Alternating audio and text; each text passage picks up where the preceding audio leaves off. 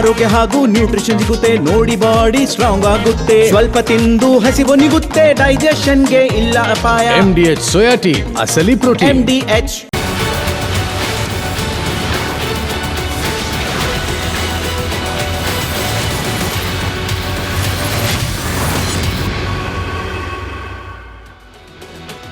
ನಮಸ್ಕಾರ, ಕರ್ನಾಟಕ ಪ್ರೈಮ್ ಟೈಮ್ಗೆ ಸ್ವಾಗತ. ನಾನು ಶ್ರೀಪಾದ್ ಪಾಟೀಲ್. ಇವತ್ತಿನ ಪ್ರೈಮ್ ಟೈಮ್ನಲ್ಲಿ ಟಾಪ್ 3 ಸ್ಟೋರೀಸ್ ಅನ್ನು ನೋಡೋಣ.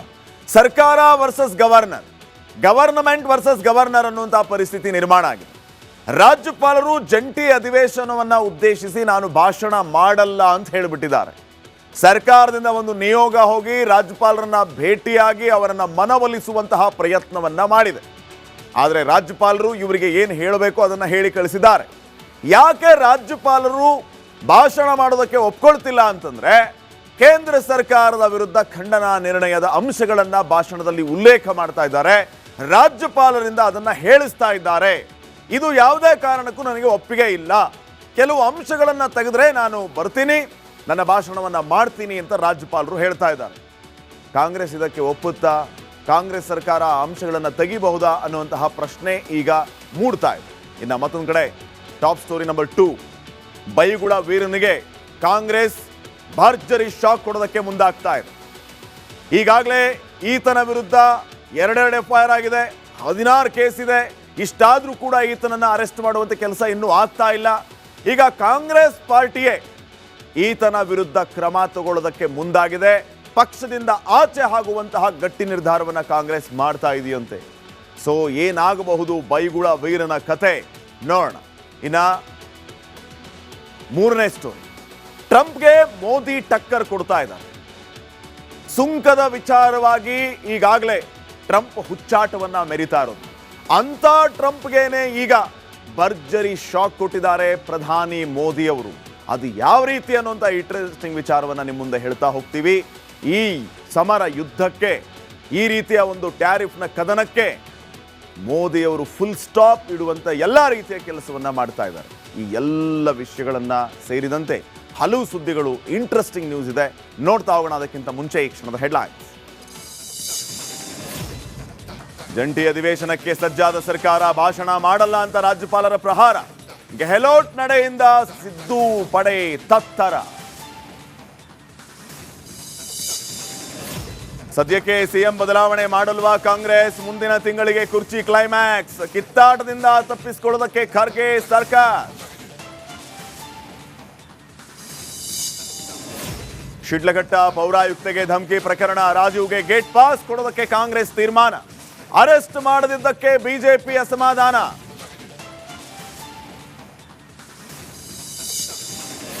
ಅಬಕಾರಿ ಇಲಾಖೆಯಲ್ಲಿ ಬ್ರಹ್ಮಾಂಡ ಭ್ರಷ್ಟಾಚಾರ. ತಿಮ್ಮಾಪುರ ವಿಷಯದಲ್ಲಿ ಸೈಲೆಂಟ್ ಆದ ಸರ್ಕಾರ.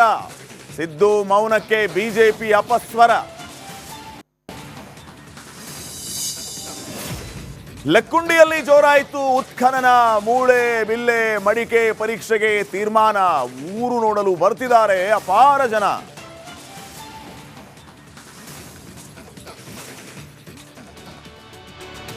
ಕರ್ನಾಟಕ ಪ್ರೈಮ್ ಟೈಮ್ಗೆ ಮತ್ತೊಮ್ಮೆ ಸ್ವಾಗತ. ನಾನು ಶ್ರೀಪಾದ್ ಪಾಟೀಲ್. ಸುದ್ದಿಗಳನ್ನ ಗಮನಿಸ್ತಾ ಹೋಗೋಣ. ನಾಳೆ ಶುರುವಾಗಲಿರುವಂತಹ ಜಂಟಿ ಅಧಿವೇಶನವನ್ನ ಉದ್ದೇಶಿಸಿ ಭಾಷಣವನ್ನ ಮಾಡೋದಕ್ಕೆ ರಾಜ್ಯಪಾಲರು ನಿರಾಕರಿಸಿದ್ದಾರೆ. ಕೇಂದ್ರ ಸರ್ಕಾರ ಮನ್ರೇಗಾ ಕಾನೂನು ಬದಲಾವಣೆ ಮಾಡಿ VBG ಕಾಯ್ದೆಯನ್ನ ತಂದಿದ್ದು ವಿರೋಧಿಸಿ ನಿರ್ಣಯವನ್ನ ಕೈಗೊಳ್ಳೋದಕ್ಕೆ ಸಿದ್ದರಾಮಯ್ಯ ಸರ್ಕಾರ ವಿಶೇಷ ಅಧಿವೇಶನ ನಡೆಸೋದಕ್ಕೆ ತೀರ್ಮಾನ ಮಾಡಿದೆ. ನಾಳೆಯಿಂದ ಅಧಿವೇಶನ ಆರಂಭ ಆಗುತ್ತೆ. ಆದರೆ ರಾಜ್ಯಪಾಲ ತಾವರ್ ಚಂದ್ ಗೆಹ್ಲೋಟ್ ಜಂಟಿ ಅಧಿವೇಶನ ಉದ್ದೇಶಿಸಿ ಭಾಷಣ ಮಾಡೋದಕ್ಕೆ ನಿರಾಕರಿಸಿದ್ದಾರೆ. ಅವ್ರಿಗೆ ಹೇಳಿದ್ವಿ, ಕೆಲವು ಬದಲಾವಣೆ ಮಾಡಬೇಕಾಗಿರೋದು ಅಥವಾ ಅನಿವಾರ್ಯ ಇದ್ದರೆ ಅಥವಾ ಅವ್ರಿಗೆ ತಪ್ಪು ಅರ್ಥ ಆಗಿದ್ರೆ, ಮಾಹಿತಿ ಕೊರತೆ ಇದ್ದರೆ ಅವನ್ನೆಲ್ಲ ಕೊಟ್ಟು ಅವನ್ನ ಹೇಳೋದಕ್ಕೆ ಚರ್ಚೆಗೆ ತಯಾರಿದ್ದೇವೆ ಅಂತ ಹೇಳಿದ್ವಿ. ಆದರೆ ಅವರು 11 ಪ್ಯಾರಾಗಳನ್ನು ಬಿಡಬೇಕು ಅನ್ನುವಂಥ ಒಂದು ಸಲಹೆಯನ್ನು ಕೊಟ್ಟಿದ್ದಾರೆ. ನಾವು ಮಾನ್ಯ ಮುಖ್ಯಮಂತ್ರಿಗಳ ಜೊತೆಗೆ ಚರ್ಚೆ ಮಾಡಿ ಮುಂದೆ ನಮ್ಮ ನಿರ್ಣಯವನ್ನು ರಾಜ್ಯಪಾಲರಿಗೆ ನಾವು ಕಳಿಸ್ಕೊಡ್ತೀವಿ. ಸರ್, ಈಗ 11 ಪ್ಯಾರಾಗಳಲ್ಲೂ ಸಹ VBG ವಿಷಯ ಮಾತ್ರ ಸೀಮಿತವಾಗಿದೆ. ಅಲ್ಲ ಕೇಂದ್ರ ಸರ್ಕಾರದ ವಿರುದ್ಧ 11 ಪ್ಯಾರಾಗಳಲ್ಲಿ ಕೇಂದ್ರ ರಾಜ್ಯದ ಸಂಬಂಧ, ಕೇಂದ್ರದ ನಿಲುವಿನಿಂದ ರಾಜ್ಯಕ್ಕಾಗಿರ್ತಕ್ಕಂಥ ಅನ್ಯಾಯ, ಕೇಂದ್ರದ ನೀತಿಯಿಂದ ರಾಜ್ಯದ ಬಡಜನರಿಗೆ ಇರ್ತಕ್ಕಂಥ ಏನು ಕೆಲಸದ ಹಕ್ಕಿತ್ತು, ರೈಟ್ ಟು ವರ್ಕ್ ಇತ್ತು, ಅದನ್ನು ಕಿತ್ಕೊಂಡಿರ್ತಕ್ಕಂಥ ವಿಚಾರ.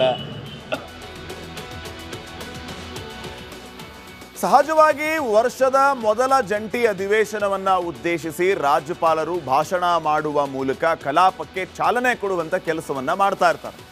ಆದರೆ ಈಗ ರಾಜ್ಯಪಾಲರು ಭಾಷಣ ಮಾಡೋದಕ್ಕೆ ಒಪ್ಕೊಳ್ತಾ ಇಲ್ಲ. ಅವ್ರು ಹೇಳ್ತಾ ಇರೋದು ರಾಜ್ಯಪಾಲರನ್ನ ಮುಜುಗರಕ್ಕೀಡು ಮಾಡುವಂತ ಅಂಶಗಳನ್ನ ತೆಗೆದುಹಾಕಬೇಕು ಅಂತ ಹೇಳಿ. ಕೇಂದ್ರ ಸರ್ಕಾರದ ವಿರುದ್ಧ ಖಂಡನಾ ನಿರ್ಣಯದ ಕೆಲವು ವಿಷಯಗಳನ್ನ ರಾಜ್ಯಪಾಲರ ಭಾಷಣದಲ್ಲಿ ರಾಜ್ಯ ಕಾಂಗ್ರೆಸ್ ಸರ್ಕಾರ ಉಲ್ಲೇಖ ಮಾಡಿದೆ. ಅದನ್ನ ರಾಜ್ಯಪಾಲರಿಂದಾನೇ ಓದಿಸಬೇಕು ಅನ್ನುವಂಥ ಇರಾದೆ ಸಹಜ. ಇದೇ ವಿಚಾರ ಈಗ ರಾಜ್ಯಪಾಲರ ವಿಚಾರವಾಗಿ ನಿರಾಕರಣೆಗೆ ಕಾರಣ ಆಗ್ತಾ ಇದೆ. ರೀಸೆಂಟ್ಲಿ ತಮಿಳುನಾಡಿನಲ್ಲಾಗಿದ್ದು ಈ ರೀತಿ, ಕೇರಳದಲ್ಲಾಗಿದ್ದು ಇದೇ ರೀತಿ. ತಮಿಳುನಾಡಿನಲ್ಲಿ ರಾಜ್ಯಪಾಲ ರವಿ ಅವರು ಬರ್ತಾರೆ, ಭಾಷಣದಲ್ಲಿ ರಾಜ್ಯ ಸರ್ಕಾರ ನೀಡಿದಂತಹ ಭಾಷಣದಲ್ಲಿ ದೋಷಗಳಿದೆ, ಆದ್ದರಿಂದ ನಾನು ಭಾಷಣ ಮಾಡೋದಿಲ್ಲ ಅಂತ ಹೇಳಿ ಹೊರಟು ಹೋಗ್ಬಿಡ್ತಾರೆ. ಈಗ ಥಾವರ್ ಚಂದ್ ಗೆಹ್ಲೋಟ್ ಅವರು ಹೇಳ್ತಾ ಇರೋದು ಇದೇ ವಿಚಾರಗಳನ್ನು. ನಾನು ಭಾಷಣ ಮಾಡಲ್ಲ ಅಂತ ಹೇಳ್ತಾ ಇಲ್ಲ, ಭಾಷಣ ಮಾಡ್ತೀನಿ, ಆದರೆ ಕೆಲವು ವಿಚಾರಗಳನ್ನು ತೆಗೆದುಹಾಕಬೇಕು. ಈಗ ಏನಾಗುತ್ತೆ, ರಾಜ್ಯಪಾಲರು ಬರಲ್ಲ ಅಂತ ಹೇಳ್ತಿದ್ದಾರೆ. ರಾಜ್ಯಪಾಲರು ಬರಲಿಲ್ಲ ಅಂತಂದ್ರೆ ಸಾಂವಿಧಾನಿಕ ಬಿಕ್ಕಟ್ಟು ನಿರ್ಮಾಣ ಆಗುತ್ತೆ. ಸೊ ರಾಜ್ಯಪಾಲರು ಬರದೇ ಇದ್ರೆ ಸಾಂವಿಧಾನಿಕ ಬಿಕ್ಕಟ್ಟು ಸೃಷ್ಟಿಯಾಗುತ್ತೆ. ನಾಳೆ ರಾಜ್ಯಪಾಲರು ಬಂದರೂ ಭಾಷಣ ಓದದೇ ಇರಬಹುದು, ಅವರ ಆಯ್ಕೆ. ಇಲ್ಲವೇ ಸದನಕ್ಕೆ ಬಂದು ಹಾಗೆಯೇ ವಾಪಸ್ ಹೋಗುವ ವಿಚಾರವೂ ಕೂಡ ಅವರದ್ದಿರಬಹುದು. ಇದೇ ವಿಷಯದ ಬಗ್ಗೆ ಸರ್ಕಾರದ ಮೇಲೆ ಮುಗಿಬೀಳೋದಕ್ಕೆ ದೋಸ್ತಿ ಪಡೆ ರೆಡಿಯಾಗಿದೆ. ಬಿಜೆಪಿ ಜೆಡಿಎಸ್ನವರು ರಾಜ್ಯಪಾಲರನ್ನ ವಿಶ್ವಾಸಕ್ಕೆ ತೆಗೆದುಕೊಂಡಿಲ್ಲ ಅಂತ ಹೇಳಿ ಸರ್ಕಾರವನ್ನ ಟೀಕೆ ಮಾಡೋದಕ್ಕೆ ಈಗ ಒಂದು ಅಸ್ತ್ರ ಇವರಿಗೆ. ಆ ಕಡೆ ಕೇಂದ್ರ ಸರ್ಕಾರಕ್ಕೂ ಸರ್ಕಾರ ಪತ್ರವನ್ನ ಬರೀಬಹುದು. ಏನಂತ? ರಾಜ್ಯಪಾಲರ ನಡೆ ಸರಿ ಇಲ್ಲ, ವಾಪಸ್ ಕರೆಸ್ಕೊಂಡ್ಬಿಡಿ ಅವ್ರನ್ನ ಅಂತ ಹೇಳಿ ಪತ್ರ ಬರೀಬಹುದು. ಸಾಂವಿಧಾನಿಕ ವಿರೋಧಿ ನಡೆಯನ್ನ ರಾಜ್ಯಪಾಲರು ಅನುಸರಿಸ್ತಾ ಇದ್ದಾರೆ ಅಂತಲೂ ಕೂಡ ರಾಜ್ಯ ಸರ್ಕಾರ ಹೇಳಬಹುದು. ಈಗ ತಮಿಳುನಾಡಿನಲ್ಲಿ DMK ಅವರು ಹೇಳ್ತಾ ಇರೋದು ಅದನ್ನೇ. ಸಂವಿಧಾನದ 176ನೇ ವಿಧಿಯ ಪ್ರಕಾರ ರಾಜ್ಯಪಾಲರು ರಾಜ್ಯ ಸರ್ಕಾರ ಬರೆದುಕೊಟ್ಟ ಭಾಷಣವನ್ನ ಓದಬೇಕಾಗಿರೋದು ಕಡ್ಡಾಯ. ಅಲ್ಲಿ ವೈಯಕ್ತಿಕ ಅಭಿಪ್ರಾಯಗಳಿಗೆ ಅವಕಾಶ ಇಲ್ಲ. ವೈಯಕ್ತಿಕ ಅಭಿಪ್ರಾಯಗಳನ್ನು ಪಕ್ಕಕ್ಕಿಡಬೇಕು. ರಾಜ್ಯಪಾಲರು ತಮ್ಮ ಕರ್ತವ್ಯವನ್ನು ನಿಭಾಯಿಸಬೇಕು. ಏನು ಕರ್ತವ್ಯ? ಜಂಟಿ ಅಧಿವೇಶನದಲ್ಲಿ ಭಾಷಣ ಮಾಡೋದು ರಾಜ್ಯಪಾಲರ ಕರ್ತವ್ಯ. ಅದನ್ನ ಮಾಡ್ತಾ ಇಲ್ಲ. ರಾಜ್ಯಪಾಲರ ನಡೆ ಸಂವಿಧಾನ ವಿರೋಧಿಯಾಗಿದೆ ಅಂತ ಹೇಳಿ ಅವರು ತಮ್ಮ ಈ ಸರ್ಕಾರದ ನಡೆಯನ್ನ ರಾಜ್ಯಪಾಲರ ವಿರುದ್ಧವಾಗಿ ಸಮರ್ಥನೆ ಮಾಡಿಕೊಳ್ಬಹುದು. ಕೇಂದ್ರಕ್ಕೆ, ರಾಷ್ಟ್ರಪತಿಗಳಿಗೆ ಪತ್ರವನ್ನು ಬರೀಬಹುದು. ಆದರೆ ರಾಜ್ಯಪಾಲರ ಬಳಿ ಒಂದು ಬ್ರಹ್ಮಾಸ್ತ್ರ ಇದೆ. ತಮಿಳುನಾಡು, ಕೇರಳದಲ್ಲಿ ಆದಂತೆ ಕರ್ನಾಟಕದಲ್ಲೂ ಕೂಡ ಆಗುತ್ತಾ ಅನ್ನುವಂಥ ಪ್ರಶ್ನೆ ಈಗ ಮೂಡ್ತಾ ಇದೆ. ಕೇಂದ್ರದ ವಿರುದ್ಧ ಅಂಶಗಳಿದ್ರೆ ಸ್ಕಿಪ್ ಮಾಡ್ತಾರ ರಾಜ್ಯಪಾಲರು? ಅಂದ್ರೆ ಬರೆದು ಕೊಟ್ಟಿರುವಂಥ ಎಲ್ಲ ಭಾಷಣವನ್ನು ಓದಬೇಕು ಅಂತ ಏನಿಲ್ಲ ಅವರ ಪ್ರಕಾರವಾಗಿ. ಕೇಂದ್ರ ಸರ್ಕಾರದ ವಿರುದ್ಧ ಉಲ್ಲೇಖ ಮಾಡಿರುವಂಥ ಅಂಶಗಳನ್ನು ಬಿಟ್ಟು ಉಳಿದ ವಿಚಾರಗಳನ್ನು ಅವರು ಓದಬಹುದು. ಬಹುಶಃ ರಾಜ್ಯಪಾಲರು ಬಂದರೆ ಈಗಾಗಲೇ ಅವರಿಗೆ ಭಾಷಣದ ಪ್ರತಿಯನ್ನ ಕೊಟ್ಟಿದ್ದಾರೆ, ಅವರು ಮಾರ್ಕ್ ಮಾಡ್ಕೋತಾರೆ ಯಾವುದನ್ನು ಓದಬೇಕು ಯಾವುದನ್ನು ಓದಬಾರ್ದು ಅಂತ.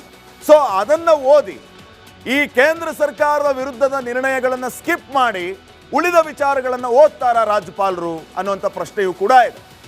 ನಿನ್ನೆ ತಮಿಳುನಾಡು ರಾಜ್ಯಪಾಲರು ಭಾಷಣವನ್ನೇ ಮಾಡಲಿಲ್ಲ ಅವರು. ಕಾರಣ ನಾನು ಹೇಳ್ತಾ ಇದ್ದೆ ಆರಂಭದಲ್ಲಿ, ರಾಜ್ಯ ಸರ್ಕಾರ ಕೊಟ್ಟಿರುವಂಥ ಭಾಷಣದಲ್ಲಿ ದೋಷಗಳಿರೋದ್ರಿಂದ ನಾನು ಭಾಷಣ ಮಾಡಲ್ಲ ಅಂತ ಹಂಗೇ ಹೋಗ್ಬಿಟ್ರು. ಕೇಂದ್ರ ಸರ್ಕಾರವನ್ನ ಟೀಕಿಸುವ ಅಂಶ ಇದ್ದ ಅಂಶವನ್ನ ನಾನು ಓದಲಿಲ್ಲ ಅಂತ ಅವ್ರು ಹೇಳಿದರು. ನಾಳೆ ಜಂಟಿ ಅಧಿವೇಶನ ಉದ್ದೇಶಿಸಿ ರಾಜ್ಯಪಾಲರು ನಮ್ಮ ರಾಜ್ಯದ ಅಧಿವೇಶನದಲ್ಲಿ ಭಾಷಣ ಮಾಡಬೇಕು. ಸೊ ರಾಜ್ಯಪಾಲರ ನಡೆ ಏನಾಗುತ್ತೆ? ತೀವ್ರ ಕುತೂಹಲ ಕೆರಳಿಸಿದ ರಾಜ್ಯಪಾಲರ ಈ ಒಂದು ನಡೆ.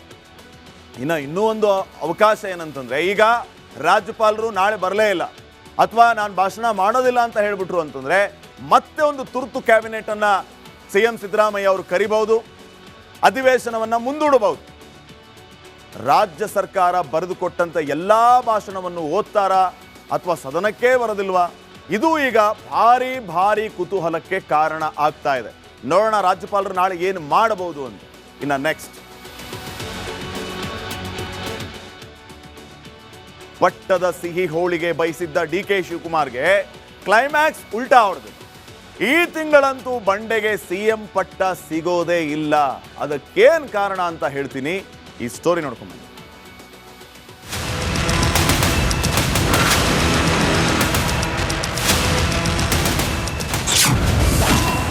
ರಾಜಧಾನಿ ಡೆಲ್ಲಿಯಲ್ಲಿ ಡಿಕೆ ಪಟ್ಟದಾಟದ ಸರ್ಕಸ್.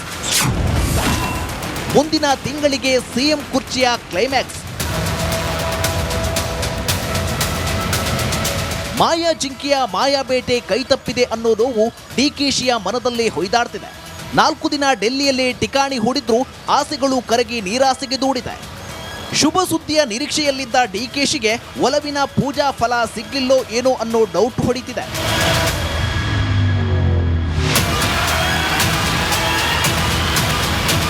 ದೆಹಲಿಯಲ್ಲಿ ಸಂಡೇ ವೆದರ್ ಫಸ್ಟ್ ಕ್ಲಾಸ್ ಅಂದ ಡಿಕೆಶಿಗೆ ಮರುದಿನವೇ ವಿಸಿಟ್ ಮುಗಿಸಿದ್ದಾರೆ.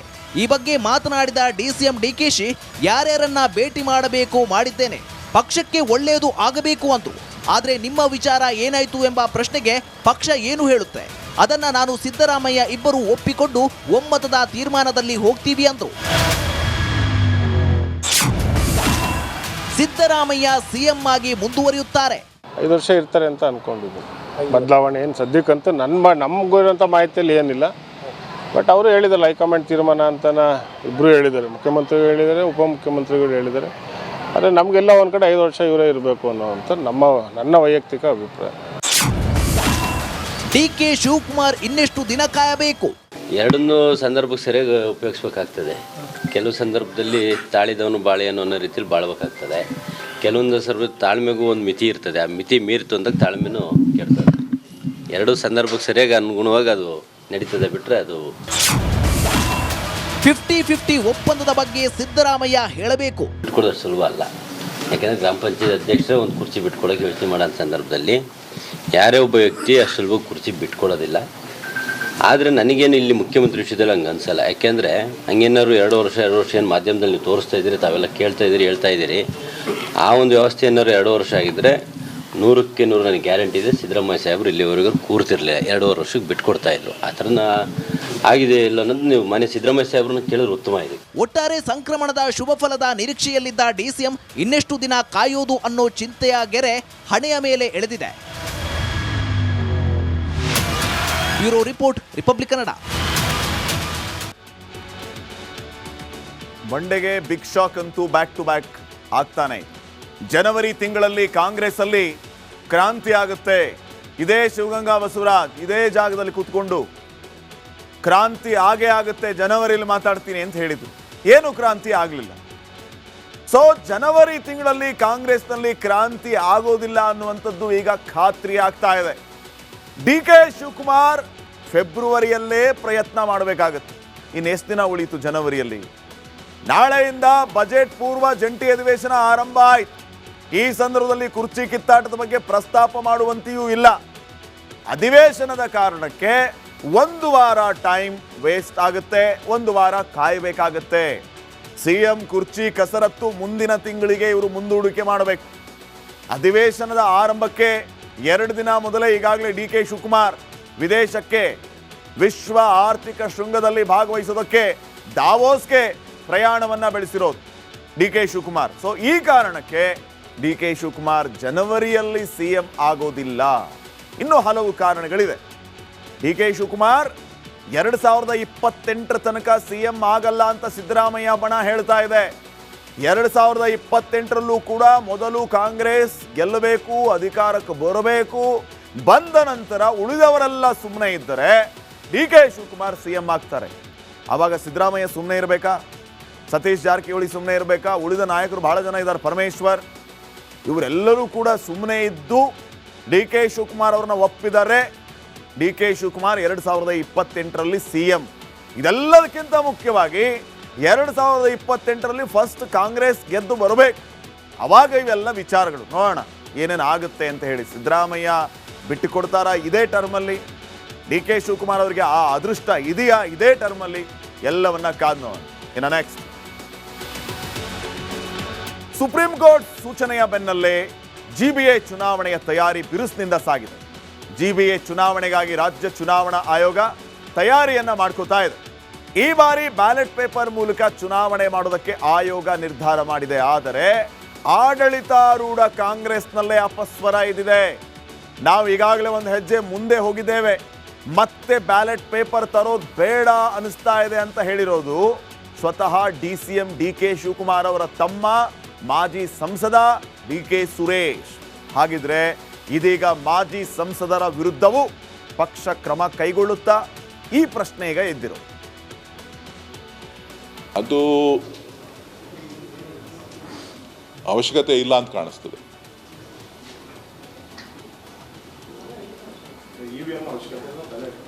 ಬ್ಯಾಲೆಟ್ ಬಿಟ್ಟಿದ್ದೀವಿ. ಬ್ಯಾಲೆಟ್ ಬಿಟ್ಟು ಮತ್ತೆ ಇವ್ರ ಕೈಲೇ ಇರ್ತದೆ, ಕರ್ನಾಟಕ ಸರ್ಕಾರದ ಕೈಲೇ ಇರ್ತದೆ ಚುನಾವಣೆ ನಡೆಸುವಂಥದ್ದು. ಕರ್ನಾಟಕ ಚುನಾವಣಾ ಆಯೋಗನೇ ಇರ್ತದೆ. ಅದನ್ನು ತಿರ್ಚಕ್ಕೆ ಯಾರೂ ಆಗಲ್ವಲ್ಲ.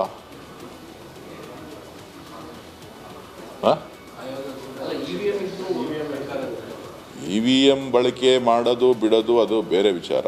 ನಾವು ಒಂದು ಹೆಜ್ಜೆ ಮುಂದೆ ಹೋಗಿದ್ದೀವಿ.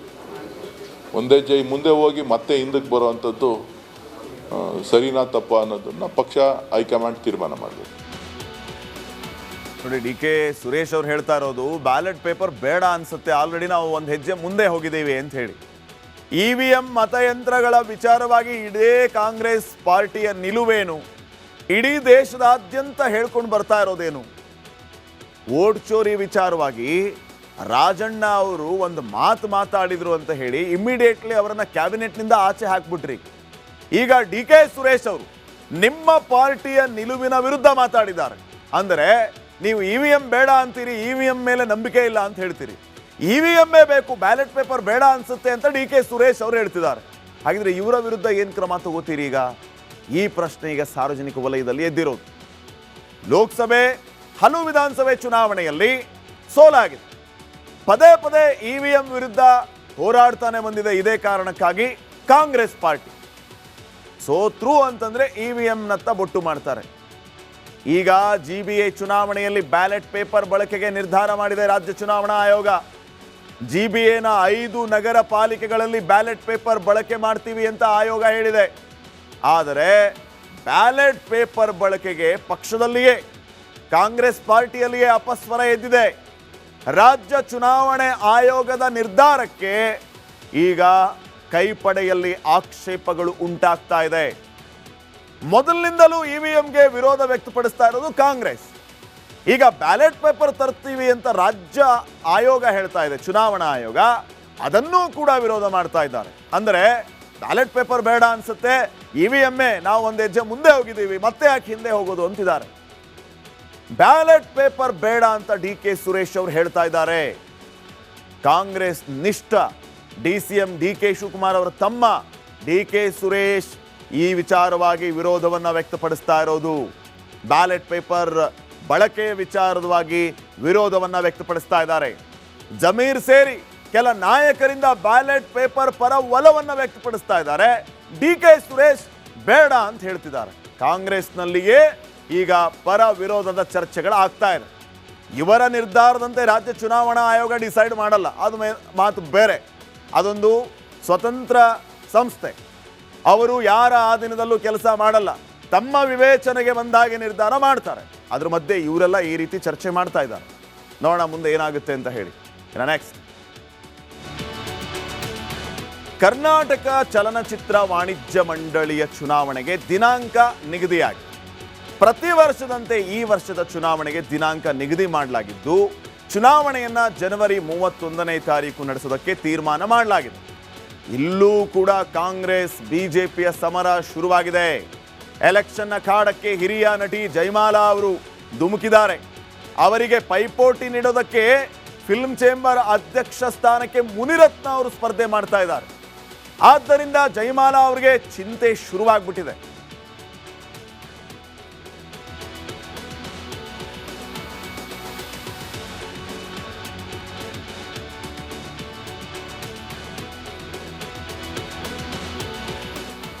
ನೋಡಿ, ವಿಧಾನಸೌಧದ ಬಳಿಕ ವಾಣಿಜ್ಯ ಮಂಡಳಿಯಲ್ಲಿ ಈಗ DK ಶಿವಕುಮಾರ್ ವರ್ಸಸ್ ಮುನಿರತ್ನ ಅಖಾಡ ರೆಡಿಯಾಗಿದೆ. ಇಲ್ಲೇನಾಗ್ಬೋದು ಅನ್ನೋಂಥ ಪ್ರಶ್ನೆ. ಚಲನಚಿತ್ರ ವಾಣಿಜ್ಯ ಮಂಡಳಿಯಲ್ಲಿ D K Shivakumar versus Munirathna fight ಖಂಡಿತವಾಗಿಯೂ ನಡೆಯುತ್ತೆ. ಫಿಲ್ಮ್ ಚೇಂಬರ್ ಎಲೆಕ್ಷನ್ ಕೂಡ ಭಾರಿ ತುರುಸಿನಿಂದ ಕೂಡಿರುತ್ತೆ ಅನ್ನೋದು ಈಗ ಗೊತ್ತಾಗ್ತಾ ಇದೆ. ಕ್ಷಣ ಕ್ಷಣಕ್ಕೂ ರಣ ರೋಚಕ ಕದನಕ್ಕೆ ಈ ಕದನ ಸಾಕ್ಷಿ ಆಗ್ತಾ ಇದೆ. ಚಲನಚಿತ್ರ ವಾಣಿಜ್ಯ ಮಂಡಳಿಯಲ್ಲಿ ಹಳೇ ದೋಸ್ತಿಗಳ ಸಮರ ಈಗ ಮತ್ತೆ ಮುನ್ನೆಲೆಗೆ ಬರ್ತಾ ಇದೆ. Jayamala ಗೆಲ್ಲಿಸೋ ಸಂಕಲ್ಪವನ್ನ DCM D K Shivakumar ಅವರು ಮಾಡಿದ್ದಾರೆ. ಈ ಕಡೆ ಅಧ್ಯಕ್ಷ ಕುರ್ಚಿ ನಂದೇ ಅಂತ ತೊಡೆ ತಟ್ಟಿದ್ದಾರೆ ಮುನಿರತ್ನ ಅವರು. ಇದು ಒಂದು ರೀತಿ ಪ್ರತಿಷ್ಠೆ ಡಿ ಕೆ ಶಿವಕುಮಾರ್ಗೆ. ಇಲ್ಲಿ ಮುನಿರತ್ನ ಅವರು ಸ್ಪರ್ಧೆ ಮಾಡಿದ್ರೆ ಜೈಮಾಲ ಅವರಿಗೆ ಅಧ್ಯಕ್ಷಗಿರಿ ಸಿಗೋದಿಲ್ಲ. ಮುನಿರತ್ನ ಕಣದಿಂದ ಹಿಂದೆ ಸರಿದ್ರೆ ಜೈಮಾಲ ಅವರು ಈಸಿಯಾಗಿ ಗೆಲ್ತಾರೆ. ಸೊ ಮುನಿರತ್ನ ಅವರ ಕಣದಿಂದ ಹಿಂದೆ ಸರಿಸಬೇಕಂದ್ರೆ ಏನ್ ಮಾಡಬೇಕು? DCM ಡಿ ಕೆ ಶಿವಕುಮಾರ್ ಅವರು ರಣತಂತ್ರವನ್ನ ಹೆಣಿತಾ ಇದ್ದಾರೆ ಈ ವಿಚಾರವಾಗಿ. ಏನ್ ರಣತಂತ್ರ ಅಂತಂದ್ರೆ, ಹರಿಪ್ರಸಾದ್ ಅವರಿಗೆ ಡಿ ಕೆ ಶಿವಕುಮಾರ್ ಸುಪಾರಿಯನ್ನ ಕೊಟ್ರ ಅನ್ನುವಂಥ ಪ್ರಶ್ನೆ ಮೂಡ್ತಾ ಇದೆ. ಏನ್ ಸುಪಾರಿ? BK ಹರಿಪ್ರಸಾದ್ ಅವರಿಂದ ಮುನಿರತ್ನ ಅವರ ಮನವೊಲಿಸಿ ಮುನಿರತ್ನ ಅವರನ್ನ ಸ್ಪರ್ಧೆಯಿಂದ ಹಿಂದೆ ಸರಿಸಿ. BK ಹರಿಪ್ರಸಾದ್ ಅವರನ್ನ ರಾಜಕೀಯ ಗುರು ಅಂತಾರೆ ಮುನಿರತ್ನ ಅವರು. ಸೊ BK ಹರಿಪ್ರಸಾದ್ ಹಾಕಿದ ಗೆರೆಯನ್ನ ಅಪ್ಪಿ ತಪ್ಪಿಯೂ ಕೂಡ ಮುನಿರತ್ನ ದಾಟೋದಿಲ್ಲ ಅನ್ನುವಂಥ ನಂಬಿಕೆ ಡಿ ಕೆ ಶಿವಕುಮಾರ್. ಹಿಂಗಾಗಿ ಡಿ ಕೆ ಶಿವಕುಮಾರ್ ಅವರು ಹೂಡಿರುವಂಥ ರಣತಂತ್ರ BK ಹರಿಪ್ರಸಾದ್ ಅವರ ಮೂಲಕ ಮುನಿರತ್ನ ಅವರನ್ನ ಅಧ್ಯಕ್ಷ ಸ್ಥಾನದ ಚುನಾವಣೆಯಿಂದ ಹಿಂದೆ ಸರಿಸು. ಮುನಿರತ್ನ ಅವರಿಗೆ ಕಣದಿಂದ ಹಿಂದೆ ಸರಿಸುವಂತೆ ಹರಿಪ್ರಸಾದ್ ಅವರಿಗೆ ಹೋಗಿ ಮನವಿಯನ್ನ ಮಾಡಿಕೊಳ್ತಾರೆ. ಹರಿಪ್ರಸಾದ್ ಈಗ ಡಿ ಕೆ ಶಿವಕುಮಾರ್ ಅವರ ಮಾತನ್ನ ಕೇಳಿ ಮುನಿರತ್ನ ಅವರನ್ನ ಹಿಂದೆ ಸರಿಸ್ತಾರ? ಮುನಿರತ್ನ ಅವರು ಹರಿಪ್ರಸಾದ್ ಹೇಳಿದ್ರು ಒಂದು ಮಾತ್ರಕ್ಕೆ ಹಿಂದೆ ಸರಿದು ಬಿಡ್ತಾರ? ತಮಗೆಲ್ಲ ಗೊತ್ತಿದೆ RR ನಗರದಲ್ಲಿ ಎಂಥ ಜಿದ್ದಿನ ಕಣ.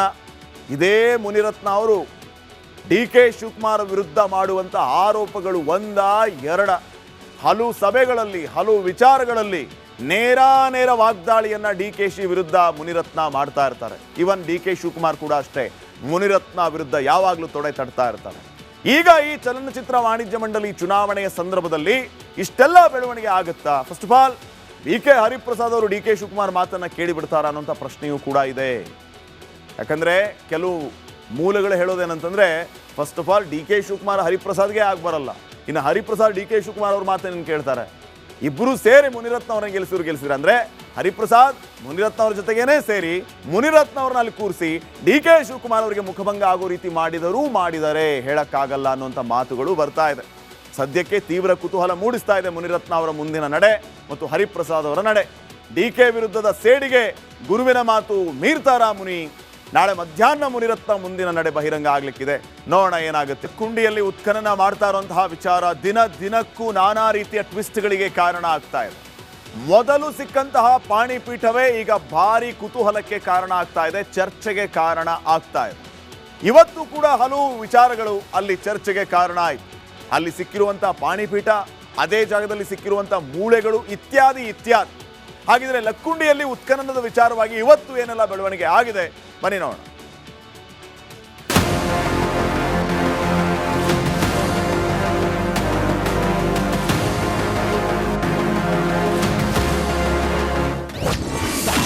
ಐತಿಹಾಸಿಕ ಲಕ್ಕುಂಡಿಯಲ್ಲಿ ಕ್ಷಣಕ್ಕೂ ಕೌತುಕ. ಉತ್ಖನನದ ವೇಳೆ ವಿಷ್ಣುದೇವರ ಪಾಣಿಪೀಠವ. ಲಕ್ಕುಂಡಿ ಗ್ರಾಮದಲ್ಲಿ ಉತ್ಖನನ ಕಾರ್ಯ ಭರದಿಂದ ಸಾಗ್ತಾ ಇದೆ. ಕ್ಷಣಕ್ಕೂ ರೋಚಕ ತಿರುವು ಸಿಗ್ತಾ ಇದೆ. ಕೋಟೆ ವೀರಭದ್ರೇಶ್ವರ ದೇವಸ್ಥಾನದ ಆವರಣದಲ್ಲಿ ಸಿಕ್ಕ ಪಾಣಿಪೀಠವನ್ನ ಮೊದಲು ಶಿವಲಿಂಗ ಪಾಣಿಪೀಠ ಎನ್ನಲಾಗಿತ್ತು. ಆದರೆ ಈಗ ಅದಕ್ಕೆ ಬಿಗ್ ಟ್ವಿಸ್ಟ್ ಸಿಕ್ಕಿದೆ.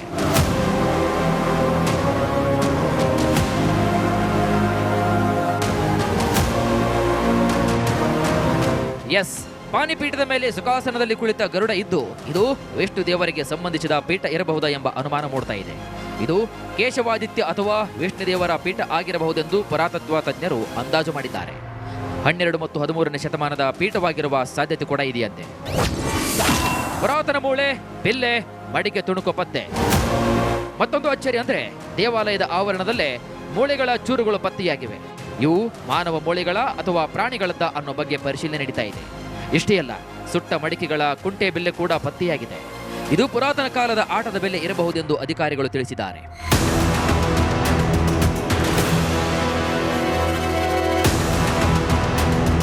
ಲಕ್ಕುಂಡಿಯಲ್ಲಿ ನಾಗರಹಾವಿನ ಚಿತ್ರವಿರುವ ಮತ್ತೊಂದು ಪುರಾತನ ಶಿಲೆ ಪತ್ತೆಯಾಗಿದೆ. ಈ ಜಾಗದಲ್ಲಿ ನಿಧಿ ಇರಬಹುದಾ? ಹಾವುಗಳು ನಿಧಿ ಕಾಯ್ತಾ ಇವೆಯಾ ಎಂಬ ಅನುಮಾನಗಳು ಮೂಡ್ತಾ ಇದ್ದಾವೆ. ಪ್ರವಾಸಿ ತಾಣವಾದ ಲಕ್ಕುಂಡಿ ಗ್ರಾಮ. ಉತ್ಖನನ ಸುದ್ದಿ ಕೇಳ್ತಾ ಇದ್ದಂತೆ ಐತಿಹಾಸಿಕ ಲಕ್ಕುಂಡಿಗೆ ವಿದ್ಯಾರ್ಥಿಗಳ ದಂಡೆ ಹರಿದು ಬರ್ತಾ ಇದೆ. ಹುಬ್ಬಳ್ಳಿ ನೇಕಾರನಗರ ಸರ್ಕಾರಿ ಪ್ರಾಥಮಿಕ ಶಾಲೆಯ ವಿದ್ಯಾರ್ಥಿಗಳು ಆಗಮಿಸಿದ್ದಾರೆ. ಪ್ರವಾಸನ ಹಮ್ಮಿಕೊಂಡಿದ್ವಿ. ಮಾರ್ಗ ಮಧ್ಯದಲ್ಲಿ ಇದನ್ನು ಕೂಡ ದೂರದಿಂದ ನೋಡಿ ಹೋಗುವಂಥ ಮಕ್ಕಳು ಇಚ್ಛೆ ವ್ಯಕ್ತಪಡಿಸಿದ್ರಿಂದ ಇದನ್ನು ದೂರದಿಂದ ನೋಡಿ ಇದರ ಬಗ್ಗೆ ಸಾಕಷ್ಟು ಮಾಹಿತಿ ತಿಳ್ಕೊಂಡು ಮುಂದೆ ಅವರ ಕಲಿಕೆಗೆ ಅಂದರೆ ಇತಿಹಾಸ ಸಂಬಂಧಪಟ್ಟಂಥ ಕಲಿಕೆಗೂ ಕೂಡ ಅದು ಹೆಲ್ಪ್ ಆಗಲಿ ಅನ್ನೋ ದೃಶ್ಯ ನಾನು ಕರ್ಕೊಂಡ್ಬಂದಿವಿ ಸರ್. ನಿಧಿ ಅಂದರೆ ಬಂಗಾರನೂ ಇರುತ್ತೆ, ಚಿನ್ನ, ವಜ್ರ ಮತ್ತು ಸಾಕಷ್ಟು ಅಮೂಲ್ಯವಾದ ವಸ್ತುಗಳು ಇರುತ್ತವೆ. ನೋಡಿ ಬಹಳ ಖುಷಿ ಆಯಿತು. ಉತ್ಖನನ ಜಾಗದಲ್ಲಿ ಸಾಕಷ್ಟು ಧೂಳಿದ್ದು ಸಿಬ್ಬಂದಿಗೆ ಮಾಸ್ಕ್ ಕೊಡಿ ಅಂತ ರಿಪಬ್ಲಿಕ್ ಕನ್ನಡ ಗ್ರೌಂಡ್ ರಿಪೋರ್ಟ್ ಮಾಡಿತ್ತು. ನಮ್ಮ ವರದಿಯ ಬೆನ್ನಲ್ಲೇ ಲಕ್ಕುಂಡಿ ಅಭಿವೃದ್ಧಿ ಪ್ರಾಧಿಕಾರದ ಆಯುಕ್ತ ಶರಣು ಗೋಗೇರಿ ಭೇಟಿ ನೀಡಿದ್ರು. ಕಾರ್ಮಿಕರಿಗೆ ಮಾಸ್ಕ್ ವಿತರಣೆ, ಉತ್ಖನನ ಸ್ಥಳದಲ್ಲಿ ನೀರು ಸಿಂಪಡಣೆ ಮಾಡಲಾಗ್ತಾ ಇದೆ ಅಂತ ಭರವಸೆ ನೀಡಿದ್ರು. ಮಾಸ್ಕ್ಗಳನ್ನು ಎಲ್ಲ ಕಾರ್ಮಿಕರು ಧರಿಸಿದ್ದಾರೆ. ಇಲ್ಲಿ ಒಂದು ಕಟ್ಟಡ ಇತ್ತು, ಶಾಲಾ ಕಟ್ಟಡ ಇತ್ತು. ಅದನ್ನು ಮಾಡಿದ್ರಿಂದ ಸ್ವಲ್ಪ ಧೂಳು ಬರ್ತಾ ಇದೆ. ನಾನು ಅರ್ಧ ಗಂಟೆಯಲ್ಲಿ ಒಂದು ಟ್ಯಾಂಕರ್ 2 ಟ್ಯಾಂಕರ್ ನೀರು ಹೊಡಿಸಿ ನಮ್ಮ ಕಾರ್ಮಿಕರಿಗೆ ಈ ಒಂದು ಉತ್ಖನನ ಸುಸೂತ್ರವಾಗಿ ನೀಡಲಿಕ್ಕೆ ಏನಗತ್ಯ ಕ್ರಮ ಕೈಗೊಳ್ಳಬೇಕು ಆ ಎಲ್ಲ ಕ್ರಮಗಳನ್ನು ನಾವು ಕೈಗೊಳ್ತೇವೆ. ಐತಿಹಾಸಿಕ ಲಕ್ಕುಂಡಿ ಗ್ರಾಮದಲ್ಲಿ 6ನೇ ದಿನದ ಉತ್ಖನನ ಕಾರ್ಯ ಮುಕ್ತಾಯವಾಗಿದೆ. ನಾಳೆ ಮತ್ತೆ ಉತ್ಖನನ ಮುಂದುವರಿಯಲಿದ್ದು ಸಾಕಷ್ಟು ಪ್ರಾಚ್ಯ ವಸ್ತುಗಳು ಸಿಗುವ ನಿರೀಕ್ಷೆ ಇದೆಯಂತೆ. ಮಂಜು ಪತ್ತಾರ್, ರಿಪಬ್ಲಿಕ್ ಕನ್ನಡ, ಗದಗ. ಧಮ್ಕಿ ವೀರ ಕಾಂಗ್ರೆಸ್ನ ನಾಯಕ ಅಂತ ಹೇಳಿಕೊಳ್ಳುವ ರಾಜೀವ್ ಗೌಡ ವಿರುದ್ಧ ಕಾಂಗ್ರೆಸ್ ಪಕ್ಷ ಈಗ ಕ್ರಮ ತಗೊಳ್ಳೋದಕ್ಕೆ ಮುಂದಾಗಿದೆ. ಏನು ಕ್ರಮ ಅಂತಂದ್ರೆ ಪಾರ್ಟಿಯಿಂದಾನೇ ಆಚೆ ಆಗುವಂತಹ ತಂತ್ರ. ಇನ್ನೊಂದು ವಿಚಾರ ಏನಂತಂದ್ರೆ ಈತ ಯಾರು, ಈತನ ಅಸಲಿಯತ್ತೇನು ಇನ್ನಷ್ಟು ಬಣ್ಣ ಬಯಲಾಗಿದೆ. ಈ ವರದಿ ನೋಡಿ.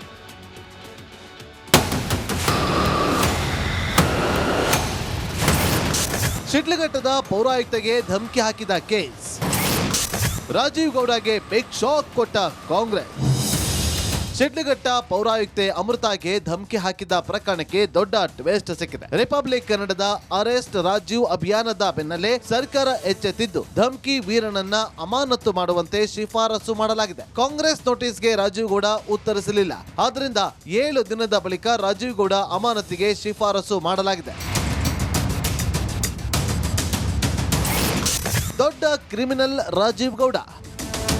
ಕಾಂಗ್ರೆಸ್ ನಾಯಕ ರಾಜೀವ್ ಗೌಡಗೆ ಹೈಕೋರ್ಟ್ ತರಾಟೆಗೆ ತೆಗೆದುಕೊಂಡಿತ್ತು. ಅಲ್ಲದೆ ಆತನ ಮೇಲೆ ಗಂಭೀರ ಆರೋಪಗಳನ್ನ ದಾಖಲು ಮಾಡದಿದ್ದಕ್ಕಾಗಿ ಸರ್ಕಾರವನ್ನ ಕೂಡ ಪ್ರಶ್ನೆ ಮಾಡಿದೆ. ನಾಳೆ ರಾಜೀವ್ ಗೌಡ ಬೇಲ್ ಭವಿಷ್ಯ ನಿರ್ಧಾರವಾಗಲಿದೆ.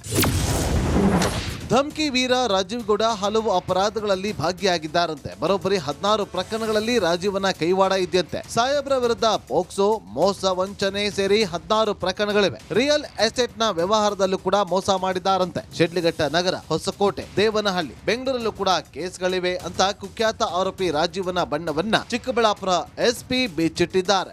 ನೋಡಿ, ಅವರು ಸಾಮಾನ್ಯ ವ್ಯಕ್ತಿ ಇಲ್ಲ. ಅವರ ಮೇಲೆ ಕೂಡ ಎಷ್ಟು 16 ಕೇಸ್ ಇದೆ, 16 ಕೇಸಸ್ ಇದೆ. ಸುಮಾರು ಕೇಸಸ್ ಅವರು ಪೊಲೀಸ್ ಕೇಸಸ್ ಆಗಿದೆ ಅವರ ಮೇಲೆ. ಅವರಿಗೆ ಕೂಡ ಗೊತ್ತು ಪೊಲೀಸ್ ಹೇಗೆ ಕೆಲಸ ಮಾಡ್ತಾರೆ, ಏನೇನು ಮಾಡ್ತಾರೆ, ಏನೇನು ಚೆಕ್ ಮಾಡ್ತಾರೆ, ಸುಮಾರು ಮಾಹಿತಿ ಇದೆ ಅವರಿಗೆ ಕೂಡ. ನಾನು ಸ್ವಂತ ASP ಆಗಿ ಅವರ ಮೇಲೆ 2 ಅಟ್ರಾಸಿಟಿ ಕೇಸಸ್ ಇತ್ತು. ನಾನು ಸ್ವಂತ ಇನ್ವೆಸ್ಟಿಗೇಷನ್ ಮಾಡಿದ್ದೀನಿ. ಸೊ ಅವರಿಗೆ ಕೇಸಸ್ ಕ್ರೈಮ್ ಅಲ್ಲಿ ಮೊದಲಿಂದ ಇನ್ವಾಲ್ವ್ಮೆಂಟ್ ಇದೆ. ತುಂಬಾ ನೋಟೋರಿಯಸ್ ಇದ್ದಾರೆ ಅವರು. ರಾಜೀವ್ ಗೌಡನನ್ನ ಈ ಸರ್ಕಾರ ಬಂಧಿಸಲ್ಲ. ಇಲ್ಲ, ಬಂಧನ ಆಗಲ್ಲ. ಯಾಕೆಂದರೆ ಅವ್ರು ಮಾಡಿರೋ ಪೊಲೀಸ್ ಟೀಮು ಅದು ಉಪಯೋಗಕ್ಕೆ ಬರಲ್ಲ. ಕಾಂಗ್ರೆಸ್ ಟೀಮ್ ಮಾಡಬೇಕು. ಕಾಂಗ್ರೆಸ್ಸಿನ ಒಂದು ಟೀಮ್ ಮಾಡಿದ್ರೆ ಅವ್ರು ಅರ್ಧ ಗಂಟೆಯಲ್ಲಿ ಹಿಡ್ಕೊಡ್ತಾರೆ. ಕಾಂಗ್ರೆಸ್ ಅವ್ರಿಗೆಲ್ಲ ಗೊತ್ತರಿ, ಅವ್ನು ಎಲ್ಲಿ ಕಳಿಸ್ತವ್ರೆ ಇವರು ಕಾಂಗ್ರೆಸ್ ಅವರು. ಅವ್ನು ಕಳಿಸಿ ಎಲ್ಲಿ ಇಡಬೇಕೋ ಎಲ್ಲ ಇಟ್ಟವ್ರೆ. ಬೇಲಾಗೋವ್ರಿಗೂ ಅವನು ಬರಬಾರ್ದು ಅಂತ ಹೇಳಿದ್ದಾರೆ, ಅಷ್ಟೇ. ಕೊನೆಗೂ ರಾಜೀವ್ ಗೌಡನಿಗೆ ಪಾಠ ಕಲಿಸಲು ಕಾಂಗ್ರೆಸ್ ಪಕ್ಷ ಮುಂದಾಗಿದೆ. ಉಚ್ಚಾಟನೆ ಬಳಿಕವಾದ್ರೂ ಆರೋಪಿ ಬಂಧನ ಆಗುತ್ತಾ ಅಂತ ಕಾದ್ ನೋಡಬೇಕಿದೆ. Bureau report, republic Kannada. ನೋಡಿ, ರಾಜೀವ್ ಗೌಡ ಯಾರು, ಈತನ ಕತೆ ಏನು ಅನ್ನೋದನ್ನ ನೋಡ್ತಾ ಹೋದ್ರೆ ಈಗಷ್ಟೇ SP ಸಾಹೇಬರು ಹೇಳ್ತಾ ಇದ್ರು ಈತ ಸಾಮಾನ್ಯ ಅಲ್ಲ ಅಂತ ಹೇಳಿ. ರಾಜೀವ್ ಗೌಡ ಮೇಲೆ 16 ಕ್ರಿಮಿನಲ್ ಕೇಸ್ಗಳಿದೆ. 16 ಕ್ರಿಮಿನಲ್ ಕೇಸ್. ಶಿಡ್ಲಘಟ್ಟ ನಗರ, ಹೊಸಕೋಟೆ, ಬೆಂಗಳೂರು, ದೇವನಹಳ್ಳಿಯ ಪೊಲೀಸ್ ಸ್ಟೇಷನ್ಗಳಲ್ಲಿ ಈತನ ಮೇಲೆ ಕೇಸ್ಗಳಿರೋದು. ಎಲ್ಲಿ ಮಟ್ಟಿಗೆ ಅಂತಂದರೆ ಈತ ಧಮಕಿ ಹಾಕೋದು ಮದುವೆ ಮಾಡಿಸಿದ ಪುರೋಹಿತರಿಗೂ ಕೂಡ ಧಮಕಿ ಹಾಕಿದ್ನಂತೆ. ಏನು ಧಮಕಿ ಹಾಕಿದ್ನೋ, ಯಾವ ಕಾರಣಕ್ಕೆ ಧಮಕಿ ಹಾಕಿದ್ನೋ, ಲಾಂಗು ಮಚ್ಚು ತೋರಿಸಿ ಅವರನ್ನು ಬೆದರಿಸಿದ್ದನಂತೆ ಈ ಭೂಪ. ಮದುವೆ ಮಾಡಿಸೋ ಪುರೋಹಿತರ ಜೊತೆ ಏನಪ್ಪ ಇವಂದು, ಅವ್ರು ಬರ್ತಾರೆ ಮದುವೆ ಮಾಡಿಸ್ತಾರೆ ಹೋಗ್ತಾರೆ. ಇನ್ನು ಸೈಟ್ ಕೊಡಿಸ್ತೀನಿ ಅಂತ ಹೇಳಿ ಜನರಿಗೆ ಮೋಸ ಮಾಡಿದ್ದಾನೆ ಅಂತ ಹೇಳ್ತಾ ಇದ್ದಾರೆ. 4 ವರ್ಷಗಳ ಹಿಂದೆ ಸೈಟ್ ಖರೀದಿಯ ಸಂದರ್ಭದಲ್ಲಿ ಈತ 420 ಕೆಲಸ ಮಾಡಿದಾನಂತೆ. ಯಾರು ಸೈಟ್ ಖರೀದಿ ಮಾಡಬೇಡಿ ಅಂತ ಪುರೋಹಿತರು ಹೇಳಿದ್ರಂತೆ. ಆ ಪುರೋಹಿತ ಮಣಿಕಂಠ ಶರ್ಮಾ ಜೊತೆಗೆ ಮತ್ತೆ ಈತ ಕಿರಿಕ್ ಮಾಡಿದ್ನಂತೆ. ನನ್ನ ವ್ಯವಹಾರಕ್ಕೆ ಅಡ್ಡ ಬರ್ತೀಯಾ ಅಂತ ಹೋಗಿ ಪುರೋಹಿತರಿಗೆ ಹಲ್ಲೆ ಮಾಡಿ, ಮದುವೆ ಮಾಡಿಸೋ ಪುರೋಹಿತರು ಸೈಟ್ ತಗೋಬೇಡಿ ಅಂತ ಹೇಳಿದ್ದು ಈತನ ಸಿಟ್ಟಿಗೆ ಕಾರಣ ಆಗಿದೆ. ಹೀಗಾಗಿ ಅವ್ರು ಹೋಗಿ ಧಮಕಿ ಹಾಕೋದು ಹಲ್ಲೆ ಮಾಡೋದು ಮಾಡಿದ್ನಂತೆ. ಬ್ರಾಹ್ಮಣರ ಶಾಪ ತಟ್ಟುತ್ತೆ ಅಂತ ಮಣಿಕಂಠ ಶರ್ಮಾ ಈತನಿಗೆ ಹೇಳಿದ್ರಂತೆ. ಬ್ರಾಹ್ಮಣರ ಶಾಪ 100ಕ್ಕೆ 100 ತಟ್ಟುತ್ತೆ, ಬ್ರಾಹ್ಮಣರನ್ನ ಎದುರಾಕೋಬೇಡ ಅಂತ ಪುರೋಹಿತರು ಹೇಳಿದ್ರಂತೆ. ಈಗ ಆ ಪ್ರಕಾರನೇ ಆಯಿತು, ನಿನ್ನನ್ನು ಪಾರ್ಟಿಯಿಂದಾನೇ ಆಚೆ ಹಾಕ್ತಾ ಇದ್ದಾರೆ, ಇಡೀ ರಾಜ್ಯದಲ್ಲಿ ನಿನ್ನನ್ನು ಛೀ ಥೂ ಅಂತ ಉಗಿತಾ ಇದ್ದಾರೆ, ಎಚ್ಚರ ಅಂತ ಹೇಳಿ ಈಗ ಪುರೋಹಿತರು ಹೇಳ್ತಿದಾರಂತೆ. ಸೊ ಈ ರೀತಿ ಈತನ ಮೇಲೆ ಬ್ಯಾಕ್ ಟು ಬ್ಯಾಕ್ ಕೇಸ್ಗಳು, ಬ್ಯಾಕ್ ಟು ಬ್ಯಾಕ್ ಶಾಕ್ ಈಗ ಸ್ವತಃ ಪಕ್ಷ ನೀಡ್ತಾ ಇದೆ. ನೆಕ್ಸ್ಟ್, ಅಬಕಾರಿ ಇಲಾಖೆಯಲ್ಲಿ ಬ್ರಹ್ಮಾಂಡ ಭ್ರಷ್ಟಾಚಾರ ಸರ್ಕಾರಕ್ಕೆ ಮುಜುಗರ ತಂದಿದೆ. ಸಿಎಂ ಸಿದ್ದರಾಮಯ್ಯ ವಿರುದ್ಧ ಬಿಜೆಪಿ ನಾಯಕರು ಸಿಡಿದೆದ್ದಿದ್ದಾರೆ. ತಿಮ್ಮಾಪುರ್ ತಪ್ಪು ಮಾಡಿಲ್ಲ ಅಂತ ಸಿಎಂ ಬ್ಯಾಟಿಂಗ್ ಮಾಡ್ತಿದ್ದಾರೆ.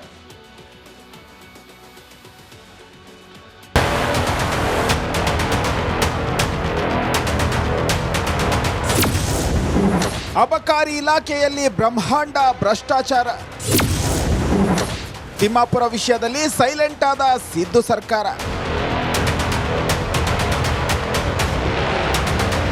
ಸಿದ್ದರಾಮಯ್ಯ ಸರ್ಕಾರದ ವಿರುದ್ಧ ಪದೇ ಪದೇ ಭ್ರಷ್ಟಾಚಾರದ ಆರೋಪಗಳು ಕೇಳಿ ಬರ್ತಿವೆ. ಇದೀಗ ಅಬಕಾರಿ ಮಂತ್ರಿ ಆರ್.ಬಿ. ತಿಮ್ಮಾಪುರ ವಿರುದ್ಧ ಆಡಿಯೋ ಬಾಂಬ್ ಸಿಡಿದಿದೆ. ಸರ್ಕಾರದ ವಿರುದ್ಧ ವಿಪಕ್ಷಗಳು ಟೀಕಾ ಪ್ರಹಾರ ಗೈಯುತ್ತಿವೆ. ಆದರೂ ಸಿಎಂ ಸಿದ್ದರಾಮಯ್ಯ ಮಾತ್ರ ಸೈಲೆಂಟ್ ಆಗಿದ್ದಾರೆ.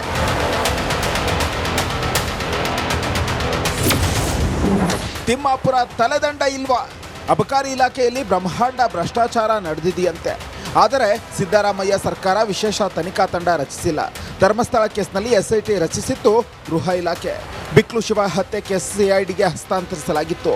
ಪ್ರಜ್ವಲ್ ರೇವಣ್ಣ ಕೇಸ್ ಸಿಐಡಿಗೆ ಹಸ್ತಾಂತರಿಸಿ ತನಿಖೆ ಮಾಡಿಸಿದ್ರು. ಆದರೆ ಅಬಕಾರಿ ಇಲಾಖೆಯಲ್ಲಿ ಹಗರಣ ನಡೆದರೂ ಮೌನ ಯಾಕೆ? ಸರ್ಕಾರಕ್ಕೆ ಸ್ವಪಕ್ಷೀಯರ ಮೇಲೆ ಮಮತೆ ಹೆಚ್ಚಾಯ್ತಾ? ಅಬಕಾರಿ ಸಚಿವರ ಮೇಲೆ ಆರೋಪ ಬಂದರೂ ಯಾಕೆ ಸೈಲೆಂಟ್ ಆಗಿದ್ದೀರಿ ಎಂದು ವಿಪಕ್ಷಗಳು ಪ್ರಶ್ನೆ ಮಾಡ್ತಿವೆ. ಅಂಗೈ ಹುಣ್ಣಿಗೆ ಕನ್ನಡಿ ಹಿಡಿಬೇಕಾದ ಅವಶ್ಯಕತೆ ಇಲ್ಲ. ಅಬಕಾರಿ ಭ್ರಷ್ಟಾಚಾರ 1 ವರ್ಷದ ಹಿಂದನೇ ಜಗಜ್ಜಾಹೀರಾಗಿತ್ತು. ಆ ಸಂದರ್ಭದಲ್ಲಿ ತೇಪೆ ಹಾಕುವಂಥ ಕೆಲಸವನ್ನು ಮಾಡಿ ಅವತ್ತೇ ಮಂತ್ರಿಯನ್ನು ವಜಾ ಮಾಡಬೇಕಾಗಿತ್ತು. ಇಷ್ಟಾದ ಮೇಲೂ ಕೂಡ ವಜಾ ಮಾಡದೆ ಇಟ್ಕೊಂಡಿರೋದನ್ನು ನೋಡಿದಾಗ ಮಾನ್ಯ ಮುಖ್ಯಮಂತ್ರಿಗಳ ಕೃಪಾ ಕಟಾಕ್ಷದಲ್ಲೇ ಅಬಕಾರಿ ಸಚಿವರು ಭ್ರಷ್ಟಾಚಾರ ನಡೆಸ್ತಾ ಇದ್ದಾರೆ ಅನ್ನೋದು ಸ್ಪಷ್ಟ ಆಗುತ್ತೆ. ಸಿದ್ದರಾಮಯ್ಯ ಸರ್ಕಾರದಲ್ಲಿ ಈಗಾಗಲೇ 2 ಮಂತ್ರಿಗಳು ವಜಾ ಆಗಿದ್ದಾರೆ. ಈಗ ತಿಮ್ಮಾಪುರಗೂ ಕಳಂಕ ಅಂಟಿದೆ. ಆದರೂ ಸರ್ಕಾರ ಮೌನವಾಗಿರೋದು ಅಚ್ಚರಿ ಮೂಡಿಸಿದೆ. Bureau report, republic Kannada. ಸರ್ಕಾರದ ವಿರುದ್ಧ ಆರ್.ಬಿ. ತಿಮ್ಮಾಪುರ್ ವಿರುದ್ಧ ಬಿಜೆಪಿ ನೇರ ಆರೋಪಗಳನ್ನು ಮಾಡ್ತಾ ಇದೆ. ಈ ಆರೋಪಕ್ಕೆ ಸರ್ಕಾರ ಈಗ ಉತ್ತರ ಕೊಡಬೇಕಾಗಿದೆ. ಅಬಕಾರಿ ಇಲಾಖೆಯಲ್ಲಿ 2,500 ಕೋಟಿ ರೂಪಾಯಿಯ ಹಗರಣ ಆಗಿದೆಯಂತೆ. ಬಿಜೆಪಿ ಮಾಡ್ತಾ ಇರುವಂತ ಆರೋಪ ಎಲ್ಲೆಲ್ಲಿ ಹಗರಣ ಆಗಿದೆ ಅಂತಾನೂ ಹೇಳ್ತಾರೆ ಅವರು ಬಿಜೆಪಿಯವರು. CL7 ನವೀಕರಣ ಕಲೆಕ್ಷನ್ ಆಗಿರೋದು 1,255 ಕೋಟಿ ರೂಪಾಯಿ ಅಂತ. CL7 ನವೀಕರಣ ಕಲೆಕ್ಷನ್ ಅಲ್ಲಿಂದ ಬಂದಿರುವಂಥ ದುಡ್ಡು 1,255 ಕೋಟಿ ರೂಪಾಯಿ ಅಂತೆ. CL2 ನವೀಕರಣ ಕಲೆಕ್ಷನ್ 925 ಕೋಟಿ ರೂಪಾಯಿ ಅಂತೆ. CL9 ನವೀಕರಣ ಕಲೆಕ್ಷನ್ 92 ಕೋಟಿ ರೂಪಾಯಿ ಅಂತೆ. ಮಿನಿ ಬ್ರೈವರಿ ನವೀಕರಣದ ಕಲೆಕ್ಷನ್ 2.5 ಕೋಟಿ ರೂಪಾಯಿ ಆಗಿದೆಯಂತೆ. ಅಲ್ಲಿಗೆ ಒಟ್ಟು ಇವೆಲ್ಲವನ್ನ ಕೂಡಿದಾಗ 2,274 ಕೋಟಿ ರೂಪಾಯಿ ಅಬಕಾರಿ ಇಲಾಖೆಯಲ್ಲಿ ನಡೆದಿರುವಂತಹ ಹಗರಣ. ಟೋಟಲ್ ಆಗಿ 2,500 ಕೋಟಿ ರೂಪಾಯಿ ಹಗರಣ ನಡೆದಿದೆ ಅನ್ನುವಂತಹ ಸಾಲು ಸಾಲು ಆರೋಪಗಳು ಬಿಜೆಪಿಯಿಂದ.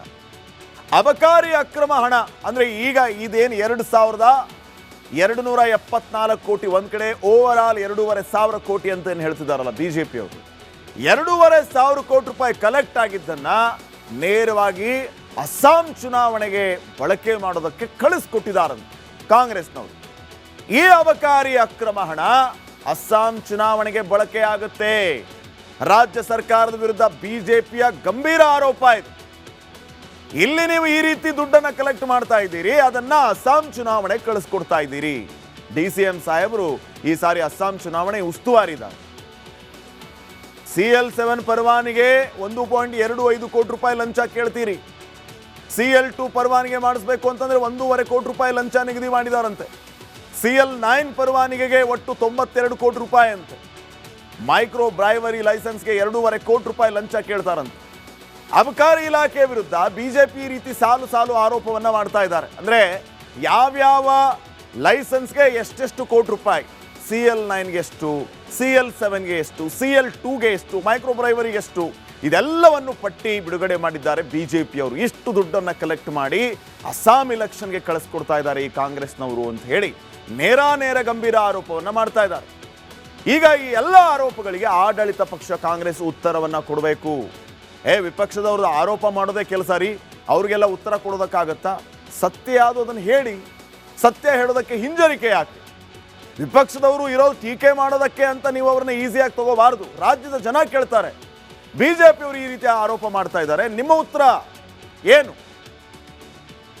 ವಿಪಕ್ಷದವರ ಆರೋಪವನ್ನ ಹೇಗೆ ಜನ ಕೇಳ್ತಾರೋ ನಿಮ್ಮ ಉತ್ತರ ಕೇಳೋದಕ್ಕೂ ಕೂಡ ಅಷ್ಟೇ ಕುತೂಹಲ ಇರುತ್ತೆ ಅವರಿಗೆ. ಉತ್ತರ ಕೊಡ್ಬೇಕಲ್ವಾ? ನೋಡೋಣ ಸರ್ಕಾರ ಉತ್ತರ ಕೊಡುತ್ತಾ ಇಲ್ವಾ ಅಂತ. ಇನ್ನು ನೆಕ್ಸ್ಟ್, ತಮಿಳುನಾಡು ಕೈವಶಕ್ಕೆ ಬಿಜೆಪಿ ರಣತಂತ್ರವನ್ನ ಹೆಣಿತಾ ಇದೆ. ಹಳೆ ಮಿತ್ರನನ್ನ ಮತ್ತೊಮ್ಮೆ NDA ಕೂಟಕ್ಕೆ ಸೆಳೆದಿದೆ. ಇದರೊಂದಿಗೆ ದ್ರಾವಿಡರ ನಾಡಲ್ಲಿ ಕೇಸರಿ ಸೇನೆಗೆ ಭೀಮಬಲ ಬಂದಂತಾಗಿದೆ.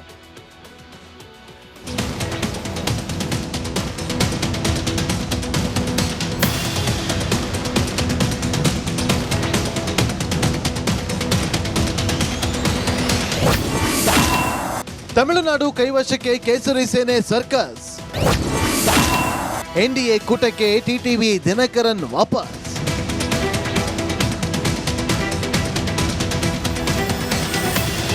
ತಮಿಳುನಾಡು ವಿಧಾನಸಭೆ ಚುನಾವಣೆ ಸಮೀಪಿಸುತ್ತಿರುವಂತೆಯೇ ರಾಜ್ಯ ರಾಜಕಾರಣದಲ್ಲಿ ಮಹತ್ವದ ಬೆಳವಣಿಗೆ ನಡೆದಿದೆ.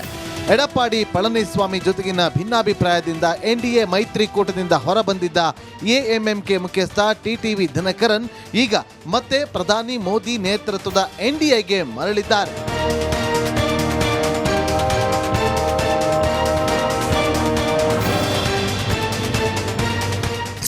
விட்டு கொடுத்து போவர்கள் இன்றைக்கு கெட்டு போவதில்லை. என்னதான் இருந்தாலும் இது ஒரு பங்காளி சண்டை தான். ಡೀಲ್ ಕುದುರಿಸಿದ್ದೆ ಅಮಿತ್ ಶಾ. ಕೇಂದ್ರ ಗೃಹ ಸಚಿವ ಅಮಿತ್ ಶಾ ಸಲಹೆ ಮೇರೆಗೆ ಈ ಬೆಳವಣಿಗೆ ನಡೆದಿದೆ ಎನ್ನಲಾಗಿದ್ದು, ಉಸ್ತುವಾರಿ ಪಿಯೂಷ್ ಗೋಯಲ್ ಜೊತೆ ದಿನಕರನ್ ಚರ್ಚೆ ನಡೆಸಿದ ಬೆನ್ನಲ್ಲೇ NDA ಸೇರಿದ್ದಾರೆ. DMK government, which is attacking the people of Tamil Nadu, which is attacking Tamil culture, which is attacking the Tamil pride about which we are all very hurt. We will all work together as one family and we will defeat the anti-Bharat, anti-India DMK alliance. TTV Dinakaran ಮೊದಲಿಂದಲೂ NDA ಭಾಗವಾಗಿದ್ದಾರೆ. 2024ರ Lok Sabha ಚುನಾವಣೆಯಲ್ಲಿ NDA ಭಾಗವಾಗಿದ್ದರು. September ಅಲ್ಲಿ ಮೈತ್ರಿಯಿಂದ ದೂರ ಸರಿದಿದ್ದ ದಿನಕರನ್ ನಟ ವಿಜಯರವರ TVK ಜೊತೆ ಕೈ ಜೋಡಿಸಲು ಮಾತುಕತೆಯನ್ನು ನಡೆಸಿದ್ರು. ಆದರೆ ವಿಜಯ್ ಜೊತೆಗಿನ ಮಾತುಕತೆಗಳು ಫಲಪ್ರದವಾಗಲಿಲ್ಲ. ಇತ್ತೀಚೆಗೆ ಗೃಹ ಸಚಿವ ಅಮಿತ್ ಶಾ ಜೊತೆ ಮಾತುಕತೆ ನಡೆಸಿದಾಗ ದಿನಕರನ್ ಮತ್ತೆ ಮೈತ್ರಿಕೂಟಕ್ಕೆ ಸೇರುವಂತೆ ಆಹ್ವಾನಿಸಿದ್ರಂತೆ. TTV ದಿನಕರನ್ ಮರು ಸೇರ್ಪಡೆಯಿಂದ NDAಗೆ ಭೀಮಬಲ ಬಂದಿದೆ. ಬಹುಸಂಖ್ಯಾತ ಥೇವರ್ ಸಮುದಾಯದ ಮತ ಸೆಳೆಯಲು NDAಗೆ ದಿನಕರನ್ ಬೇಕೇ ಬೇಕು. ತೇವರ್ ಸಮುದಾಯದ ಮತ್ತೊಬ್ಬ ನಾಯಕ ಓ ಪನ್ನೀರ್ ಸೆಲ್ವಂ ಆಪ್ತರು ಡಿಎಂಕೆ ಮತ್ತು ಟಿವಿಕೆ ಸೇರುತ್ತಿದ್ದಾರೆ. ಆದ್ದರಿಂದ ದಿನಕರನ್ ಆಗಮನ ಎನ್ಡಿಎಗೆ ಆನೆಬಲ ತಂದಿದೆ. News desk, republic Kannada. ನೋಡಿ, ತಮಿಳುನಾಡು ಈ ಸಾರಿ ಬಿಜೆಪಿ ತೆಕ್ಕೆಗೆ ಹೋಗಬೇಕು ಅನ್ನುವಂಥದ್ದು ಬಿಜೆಪಿ ನಾಯಕರ ನಿರ್ಧಾರ. ಅದಕ್ಕಾಗಿ ನಾನಾ ರೀತಿಯ ರಣತಂತ್ರ. ತಮಿಳುನಾಡನ್ನ ತನ್ನ ವಶಕ್ಕೆ ತಗೊಳ್ಳೋದಕ್ಕೆ ಮೋದಿ ಸೇನೆ ರಣತಂತ್ರವನ್ನ ಹೆಣೆದಿದೆ. ತಮಿಳುನಾಡಲ್ಲಿ 2021ರಲ್ಲಿ ಒಂದೇ ಸ್ಥಾನವನ್ನು ಗೆದ್ದಿರಲಿಲ್ಲ ಬಿಜೆಪಿ. ಆದರೆ 234 ಸ್ಥಾನಗಳ ಪೈಕಿ 75 ಸ್ಥಾನ ಗೆದ್ದಿದ್ದು ಎನ್ಡಿಎ ಕೂಟ. 159 ಸ್ಥಾನಗಳನ್ನು ಗೆದ್ದಿದ್ದು ಡಿಎಂಕೆ ನೇತೃತ್ವದ secular progressive alliance.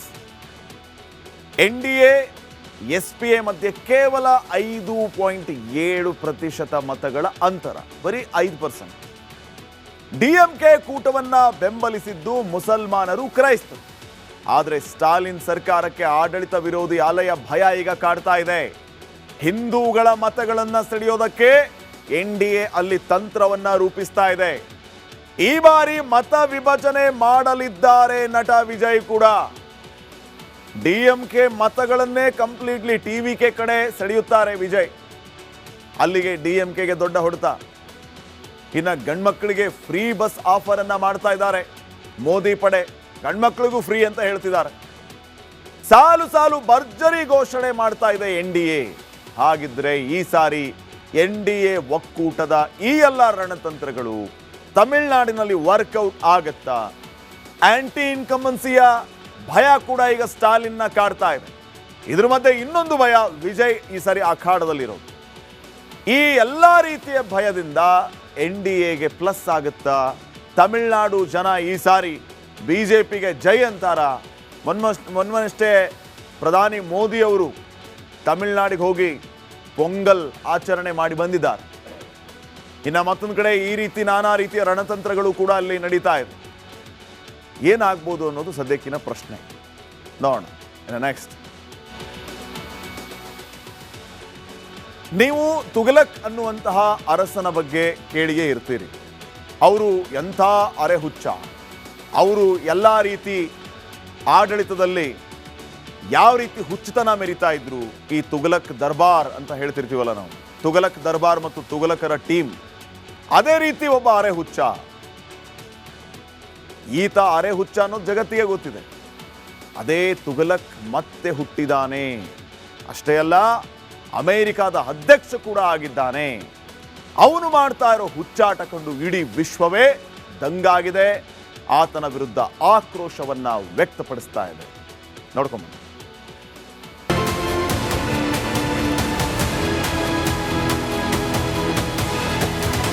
Donald Trump ಈ ಹೆಸರು ಕೇಳಿದ್ರೆ ಜಗತ್ತು ಬೆಚ್ಚಿ ಬೀಳ್ತದೆ.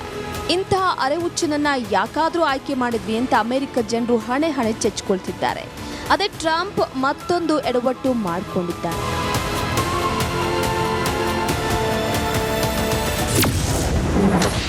ಮತ್ತೆ ಹೆಚ್ಚಾಯಿತು ಡೊನಾಲ್ಡ್ ಟ್ರಂಪ್ ಹುಚ್ಚು.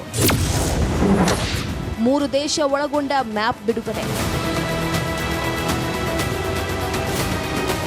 ಗ್ರೀನ್ಲ್ಯಾಂಡ್ ಖರೀದಿ ಪ್ರಸ್ತಾಪಕ್ಕೆ ವಿರೋಧ ವ್ಯಕ್ತಪಡಿಸಿದ ಯುರೋಪಿಯನ್ ರಾಷ್ಟ್ರಗಳ ಮೇಲೆ ಶೇಕಡ 10% ತೆರಿಗೆ ಹಾಕಲಾಗಿದೆ. ಅದರ ಬೆನ್ನಲ್ಲೇ ಅಮೆರಿಕ ಅಧ್ಯಕ್ಷ ಡೊನಾಲ್ಡ್ ಟ್ರಂಪ್ ಅಮೆರಿಕದ ಹೊಸ ಮ್ಯಾಪ್ ಬಿಡುಗಡೆ ಮಾಡಿದ್ದಾರೆ. ಅದು ಹೀಗಿದೆ.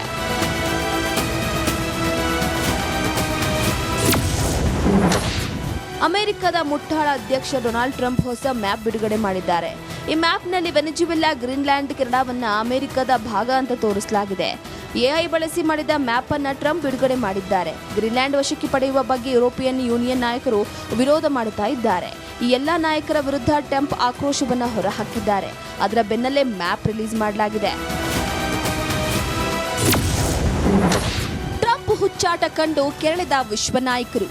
ಅಮೆರಿಕ ವಿಶ್ವದಲ್ಲೇ ಅತ್ಯಂತ ಶ್ರೀಮಂತ ದೇಶ, ಅತ್ಯಂತ ಬಲಿಷ್ಠ ಸೇನೆ ಹೊಂದಿರೋ ದೇಶ. ಆದ್ದರಿಂದ ನಮ್ಮನ್ನ ಯಾರೂ ಕೆಣಕೋದಿಲ್ಲ ಎಂಬ ಹುಬ್ಬ ಧೈರ್ಯದಿಂದ ಟ್ರಂಪ್ ಹುಚ್ಚಾಟ ಮಾಡುತ್ತಿದ್ದಾರೆ. ಅದಕ್ಕೆ ಯಾವಾಗ ಬ್ರೇಕ್ ಬೀಳುತ್ತೋ ಕಾದ್ ನೋಡಬೇಕಾಗಿದೆ.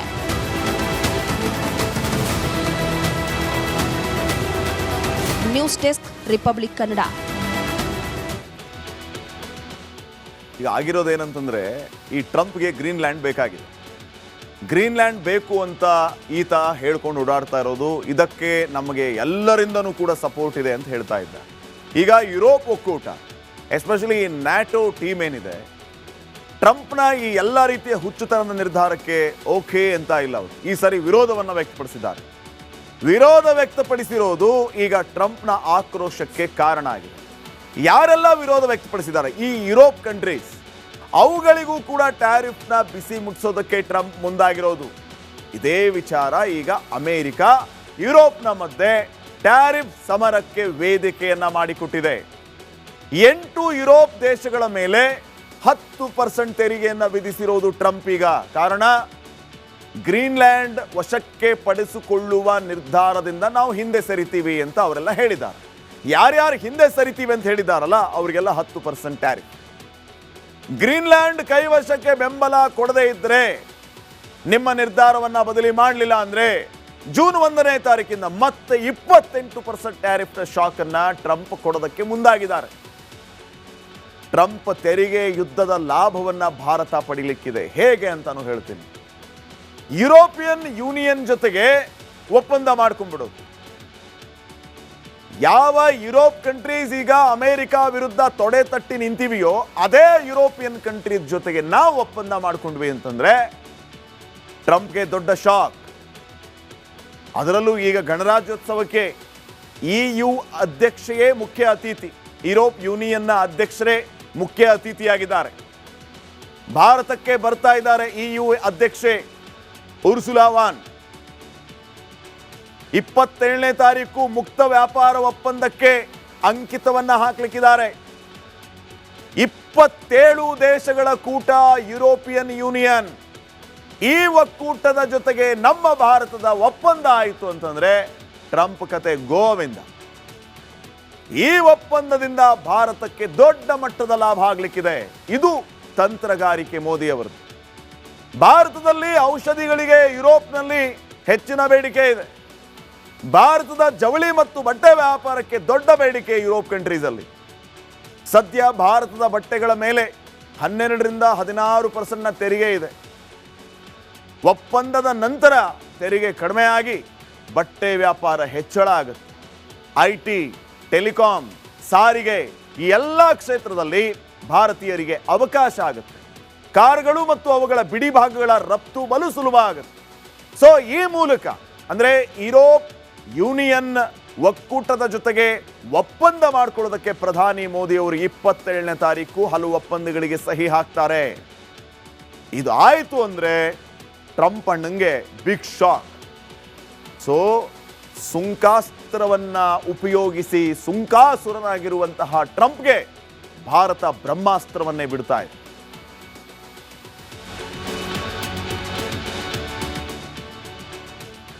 ಈಗ ಒಂದು ಬ್ರೇಕಿಂಗ್ ಅಪ್ಡೇಟ್ ಬರ್ತಾ ಇದೆ. ರಾಜ್ಯಪಾಲರು ವರ್ಸಸ್ ಕಾಂಗ್ರೆಸ್ ಸರ್ಕಾರ 11 ಪ್ಯಾರಾ ತೆಗೆಯೋದಕ್ಕೆ ರಾಜ್ಯಪಾಲರು ಸೂಚಿಸಿದರು. 11 ಪ್ಯಾರಾ ಪೈಕಿ 6 ಪ್ಯಾರಾ ನರೇಗಾ, VG ರಾಮ್ಜಿ ಬಗ್ಗೆ ಇದೆ. ಅದೇ ಕಾರಣಕ್ಕೆ ನಾನು ಭಾಷಣ ಓದಲ್ಲ ಅಂತ ಗೆಹ್ಲೋಟ್ ಹೇಳಿದರು. ರಾಜ್ಯಪಾಲರ ಸಲಹೆಯನ್ನ ಸಿದ್ದರಾಮಯ್ಯ ತಿರಸ್ಕಾರ ಮಾಡಿದ್ದಾರೆ. ರಾಜ್ಯ ಸರ್ಕಾರದ ನಿಲುವಿನಲ್ಲಿ ಯಾವ ಬದಲಾವಣೆಯೂ ಇಲ್ಲ. ಸರ್ಕಾರ ಕೊಟ್ಟ ಭಾಷಣವನ್ನೇ ರಾಜ್ಯಪಾಲರು ಓದಬೇಕು. ರಾಜ್ಯಪಾಲರ ಸಲಹೆಯನ್ನ ಸಾರಾಸಗಟಾಗಿ ತಿರಸ್ಕರಿಸಿದ್ದಾರೆ CM ಸಿದ್ದರಾಮಯ್ಯ. ರಾಜ್ಯಪಾಲರಿಗೆ ಮಾಹಿತಿ ನೀಡೋದಕ್ಕೆ ಆಗಮಿಸಿದ್ದಾರೆ ಈಗ ಪೊನ್ನಣ್ಣ. ಇದೇ ಸಂದೇಶ ರಾಜ್ಯಪಾಲರಿಗೆ ಪೊನ್ನಣ್ಣ ತಿಳಿಸಿದ್ದಾರೆ. ರಾಜ್ಯಪಾಲರು ವರ್ಸಸ್ ಸರ್ಕಾರ ಸಾಂವಿಧಾನಿಕ ಬಿಕ್ಕಟ್ಟು ಅಲ್ಲಿಗೆ ಮುಂದುವರಿತಾ ಇದೆ. ಅಮೆರಿಕ ಅಧ್ಯಕ್ಷ ಡೊನಾಲ್ಡ್ ಟ್ರಂಪ್ಗೆ ಜೀವಭಯ ಕಾಡ್ತಾ ಇದೆಯಂತೆ. ಹೋದಲ್ಲಿ ಬಂದಲ್ಲಿ ಟ್ರಂಪ್ ನಾನು 8 ಯುದ್ಧಗಳನ್ನು ನಿಲ್ಲಿಸಿದ್ದೇನೆ ಅಂತ ಹೇಳುವಂತಹ ನಾಯಕನಿಗೆ ಈಗ ಜೀವಭಯ ಕಾಡ್ತಾ ಇದೆಯಂತೆ. ಇರಾನ್ನವರಿಂದನೇ ಈ ಜೀವಭಯ ಇದಂತೆ. ಇರಾನ್ನವರು ನನ್ನನ್ನು ಕೊಲ್ಲಬಹುದು ಅಂತ ಹೇಳಿ ಟ್ರಂಪ್ ಹೇಳಿದ್ದಾರೆ. ಯಾಕೆ ಈ ಜೀವಭಯ ಕಾಡ್ತಾ ಇದೆ?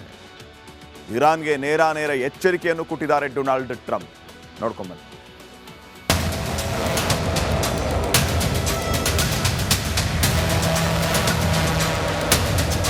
ಅಮೆರಿಕ ಅಧ್ಯಕ್ಷ ಡೊನಾಲ್ಡ್ ಟ್ರಂಪ್ ಮಂದಬುದ್ಧಿಯ ಮನುಷ್ಯ. ತಾನೇ ಶಾಂತಿದೂತ ಅಂತ ಬೆನ್ನು ತಟ್ಟಿಕೊಳ್ಳುವಷ್ಟು ಹುಂಬ. ಉಗ್ರ ಪೋಷಕರ ಬೆನ್ನ ಹಿಂದೆ ನಿಲ್ಲುವಂತಹ ಡೊನಾಲ್ಡ್ ಟ್ರಂಪ್ ಮತ್ತೊಮ್ಮೆ ನಾಲಿಗೆ ಹರಿಬಿಟ್ಟಿದ್ದಾನೆ. ನನ್ನನ್ನು ಕೊಂದರೆ ಇರಾನ್ ನಾಶ ಮಾಡುತ್ತೇವೆ. ಶಿಯಾ ದೇಶಕ್ಕೆ ಮತ್ತೆ ಧಮಕಿ ಹಾಕಿದ ದೊಡ್ಡಣ್ಣ ಟ್ರಂಪ್. ಅಮೆರಿಕ ಅಧ್ಯಕ್ಷ ಡೊನಾಲ್ಡ್ ಟ್ರಂಪ್ಗೆ ಅದೇನಾಗಿದೆಯೋ ಒಂದು ಗೊತ್ತಾಗ್ತಿಲ್ಲ. ಅಮೆರಿಕನ್ನರು ತುರ್ತಾಗಿ ಟ್ರೀಟ್ಮೆಂಟ್ ಕೊಡಿಸುವ ಕೆಲಸವನ್ನ ಮಾಡಬೇಕಾಗಿದೆ. ಸುಖಾಸುಮ್ಮನೆ ಇರಾನ್ ಮೇಲೆ ಮುಗಿಬಿದ್ದು ಒಂದು ಬಾರಿ ಸಣ್ಣ ದಾಳಿ ಮಾಡಿಸಿದ್ದ ಟ್ರಂಪ್ಗೆ ಜೀವ ಭಯ ಶುರುವಾಗಿದೆ. ಅದರಲ್ಲೂ ಇರಾನ್ ತನ್ನನ್ನು ಕೊಲೆ ಮಾಡಿಸುತ್ತೆ ಅನ್ನೋ ಭಯ ಶುರುವಾಗಿದೆಯಂತೆ. ನನ್ನನ್ನು ಕೊಂದರೆ ಇರಾನ್ನ ಖಮೇನಿ ಸರ್ಕಾರ ನನ್ನನ್ನು ಕೊಲ್ಲಲು ಯತ್ನಿಸಿದ್ರೆ ಇರಾನನ್ನ ಅಮೆರಿಕ ವಿಶ್ವ ಭೂಪಟದಿಂದ ಅಳಿಸಿ ಹಾಕುತ್ತೆ. ಹೀಗೆ ಮತ್ತೊಮ್ಮೆ ಇರಾನ್ ಮೇಲೆ ಡೊನಾಲ್ಡ್ ಟ್ರಂಪ್ ಮುಗಿಬಿದ್ದಿದ್ದಾರೆ. ಅತ್ತ ಇರಾನ್ ನಮ್ಮ ಪಾಡಿಗೆ ನಮ್ಮನ್ನ ಬಿಟ್ಬಿಡಿ ಅಂತ ಬೇಡಿಕೊಳ್ತಾ ಇದೆ. ಆದ್ರೆ ಪದೇ ಪದೇ ಕೆಣಕಿ ಇರಾನ್ ಅನ್ನ ಟ್ರಂಪ್ ಕೆರಳಿಸ್ತಾ ಇದ್ದಾರೆ. ಖಮೇನಿ ನಾಯಕತ್ವ ಬದಲಿಸಲು ಪಣವನ್ನ ತೊಟ್ಟಿರೋ ದೊಡ್ಡಣ್ಣ ಖಮೇನಿಯನ್ನ ಅಸ್ವಸ್ಥ ವ್ಯಕ್ತಿ ಅಂತ ಬಣ್ಣಿಸಿದ್ದಾರೆ. ಒಂದು ಖಮೇನಿ ತನ್ನ ದೇಶವನ್ನ ಸರಿಯಾಗಿ ನಡೆಸಬೇಕು, ಇಲ್ಲದಿದ್ರೆ ಹೊಸ ನಾಯಕತ್ವ ತರುತ್ತೇವೆ ಅಂತ ವಾರ್ನ್ ಮಾಡಿದ್ದಾರೆ. ವಾಡಿಕೆಯಂತೆ ಅಮೆರಿಕ ಅಧ್ಯಕ್ಷ ಡೊನಾಲ್ಡ್ ಟ್ರಂಪ್ ಮತ್ತೆ ನೋಬೆಲ್ ಬಗ್ಗೆ ಮಾತನಾಡಿದ್ದಾರೆ. ನನಗೆ ನೋಬೆಲ್ ಸಿಕ್ಕಿಲ್ಲ ಅಂತ ನಾರ್ವೆ ಕೂಡ ಬೇಜಾರಾಗಿದೆ. ನನಗೆ ನೋಬೆಲ್ ಶಾಂತಿ ಪುರಸ್ಕಾರ ಕೊಟ್ಟಿಲ್ಲ, ಆದ್ದರಿಂದ ಇನ್ಮುಂದೆ ಶಾಂತಿ ಕಾಪಾಡುವುದು ನನ್ನ ಜವಾಬ್ದಾರಿ ಅಲ್ಲ ಅಂತ ಡೊನಾಲ್ಡ್ ಟ್ರಂಪ್ ಹೇಳಿದ್ದಾರೆ. News desk, republic Kannada. ಇದಾಗಿತ್ತು ಇವತ್ತಿನ ಕರ್ನಾಟಕ ಪ್ರೈಮ್ ಟೈಮ್. ನೋಡ್ತಾ ಇರಿ ರಿಪಬ್ಲಿಕ್ ಕನ್ನಡ, ಇದು ನಿಮ್ಮ ಧ್ವನಿ. ನಮಸ್ಕಾರ. MDH ಜನ ಮಸಾಲ. ಈಗ ಕಡಲೆ ಇರಲಿ, ಹಲಸಂಡೆ ಬೀಜ, ಕಪ್ಪು ಕಡಲೆ ಅಥವಾ ಬಿಳಿ ಕಡಲೆ, ಎಲ್ಲವೂ ಸ್ವಾದಿಷ್ಟವಾಗುತ್ತೆ.